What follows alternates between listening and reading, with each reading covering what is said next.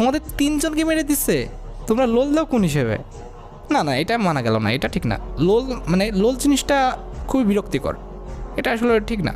M1NX যতই হোক, সে TikToker হোক যাই হোক, সে তো ভালো তো প্লেয়ার। আর কালকে দেখতেছিলাম তোমরা অনেকে আমাকে কমেন্ট সেকশনে বলতেছিলাম যে একজন টিকটকারের সাপোর্ট নিচ্ছে। ভাই, একজন টিকটকার হোক, একজন ইউটিউবার হোক, একজন ফেসবুক স্ট্রিমার, প্রথম কথা হচ্ছে M1NX হচ্ছে একজন বাংলাদেশি, আর সে একজন ভালো প্লেয়ার, এটাই মেন। সে আমাদের যদি বিটুকের সাথেও খেলে কিংবা ভিনসের সাথেও খেলে, আমি বলবো যে M1NXই বেস্ট। আমি যদি একজন বাংলাদেশি হয়ে আরেকজন বাংলাদেশিকে অপমান করি, সেটা কি খুব একটা ভালো হলো?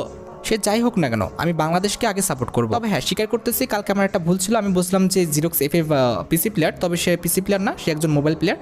যেটা আমার ভুল হয়েছে, ঠিক আছে। আমি ওটা মেনে নিচ্ছি। মনিক্সকে ভালোবেসে থাকো, লাইক কমেন্ট সাবস্ক্রাইব করতে ভুলবা না। আর কে কোথা থেকে দেখছো কমেন্টে দয়া করে জানাও, ইন্ডিয়া না বাংলাদেশ। সে তো ভালো কাজ করতেছে, খারাপ তো কাজ করতেছে না। সবাই যে সব প্ল্যাটফর্মে সাকসেস হবে এটা তো কোনো মানে নেই, তাই না? কেউ ইউটিউবে সাকসেস হয়েছে, কেউ ফেসবুকে, কেউ টিকটকে, তো সমস্যা কি? আমি একজন বাংলাদেশি হিসেবে কিন্তু আরেকজন বাংলাদেশিকে অবশ্যই সাপোর্ট করবো, সে যে প্ল্যাটফর্মে হোক না কেন, তবে তাকে কিন্তু শালীন এবং ভালো কাজ করতে হবে। ওকে, আমরা কিন্তু এবার খেলা মনোযোগ দিয়ে M1NX কিন্তু 3টা প্লেয়ারকে ফেলাই দিচ্ছে। লাস্ট প্লেয়ার দেখা যাক, এই রাউন্ডটা নিতে নাও ভাই, এই রাউন্ডটা প্লিজ নাও।